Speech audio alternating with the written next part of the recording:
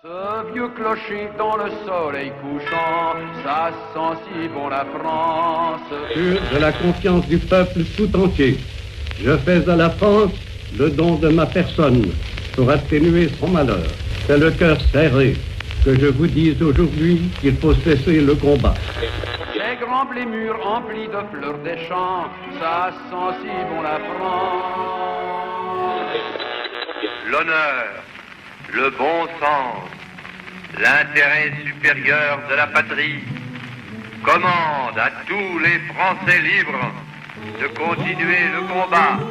Les femmes dans la résistance intérieure française ont joué un rôle important mais longtemps sous-estimé dans le contexte de l'occupation du pays pendant la Seconde Guerre mondiale. Moins nombreuses que les hommes, elles représentent seulement 10 à 16%. Selon l'historienne Ronald Trampé, leur rôle a toutefois été systématiquement sous-estimé. Ce faible nombre s'explique par la condition féminine avant la Seconde Guerre mondiale, car les femmes sont traitées en mineures, n'ont pas le droit de vote et ne peuvent pas travailler sans l'autorisation de leur mari. À cela s'ajoute le mode de formation des résistants, comme un repli dans des maquis où l'organisation de la résistance peut prendre une forme militaire, excluant souvent les femmes. Bien des obstacles se dressaient à l'entrée des femmes en résistance, ce qui insiste à considérer les pourcentages présentés comme relativement élevés au regard du contexte qui prévalait alors. Nous avons décidé de leur rendre hommage dans cette œuvre intitulée Le fil rouge des femmes de résistance en 1940. Nous nous sommes inspirés de l'œuvre Ligne de vie, main reliée par un fil d'énergie de Myriam Klein. Une œuvre empruntée de la tolérance à l'image de cet artiste obsédé par l'humanité. Tolérance et humanité, deux qualités qu'ont certainement eu toutes ces femmes entrées dans la résistance française. Nous avons aussi utilisé un symbole juif, le bracelet de laine rouge, qui a été relevé par les anciens kabbalistes comme une puissante méthode de protection. Il est porté au poignet gauche pour empêcher les mauvaises énergies de nous pénétrer. Le bras et la main gauche relèvent de la réception. Le bras et la main droite incarnent le pouvoir de donner. C'est pourquoi notre fil de laine rouge trace la ligne de vie des mains droites de toutes ces femmes, dont le destin est lié par le don qu'elles ont fait d'elles-mêmes.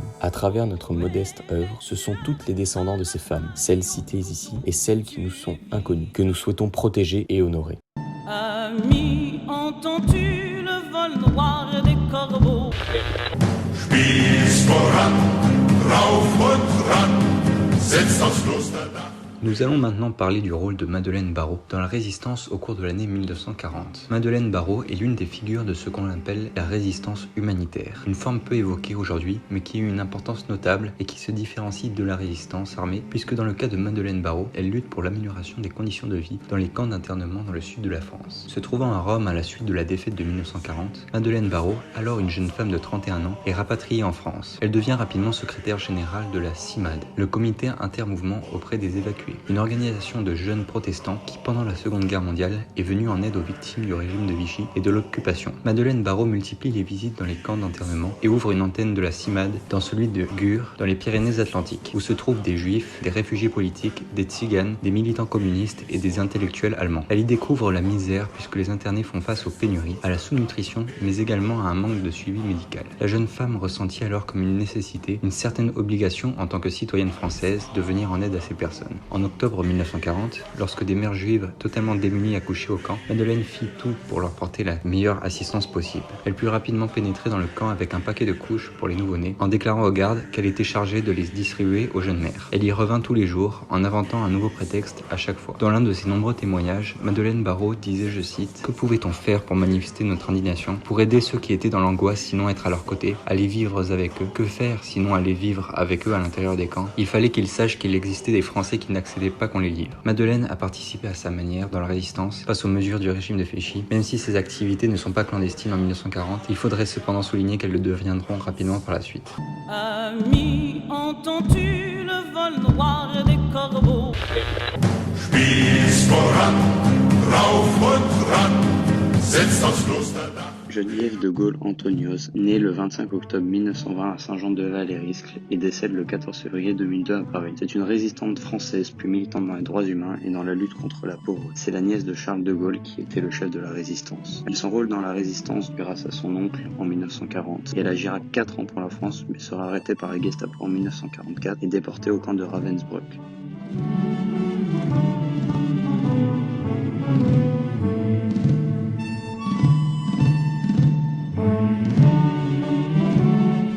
Puis libérée en 1945 par l'armée. Elle continuera toute sa vie à lutter contre la pauvreté et les droits humains.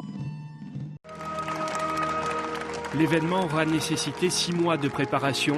Au jour J, le portrait de Geneviève de Gaulle-Antonios remonte lentement vers le Panthéon. Les femmes résistantes, finalement, leur action qui a été très importante et indispensable a été finalement peu reconnue.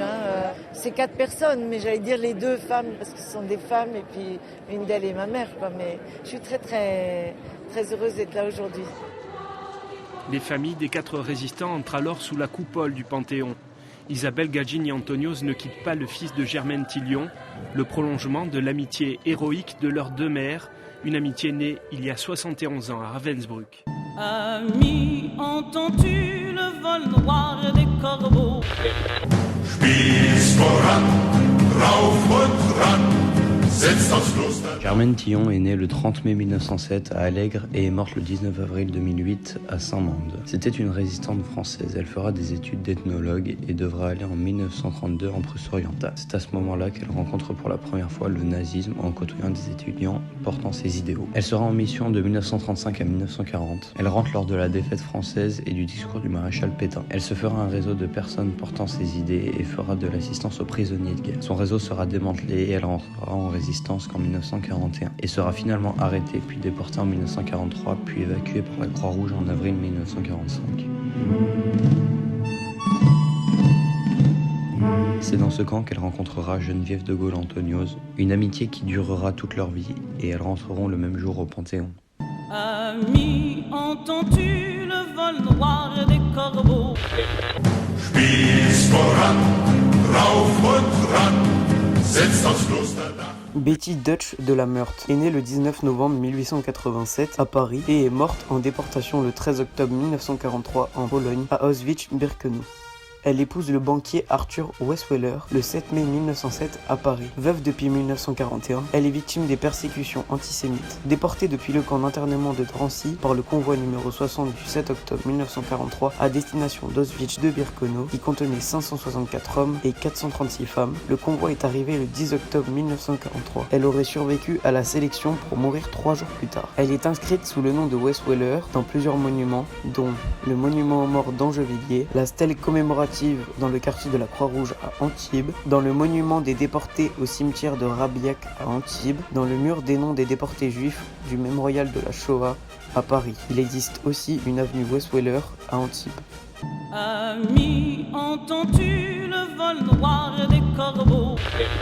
Spieß voran, rauf und ran, setzt das Klosterdach. Tereska Torres, née Tereska Svark le 3 septembre 1920 à Paris, est morte le 20 septembre 2012 à Paris. C'était une résistante et une femme de lettres franco-américaine d'origine juive polonaise.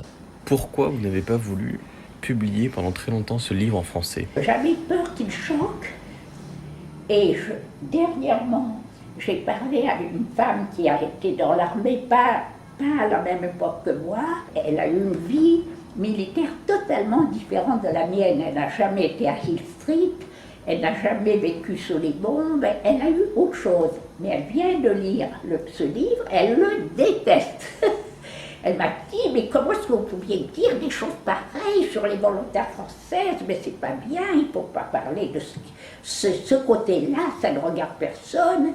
Et d'abord, moi, j'ai jamais vu ça, j'ai jamais vu de volontaires françaises se conduire comme ça. Non, à son époque, c'était plus comme ça, en 1944. Mais en 1940, pendant le Blitz, ça a été une espèce de grande liberté.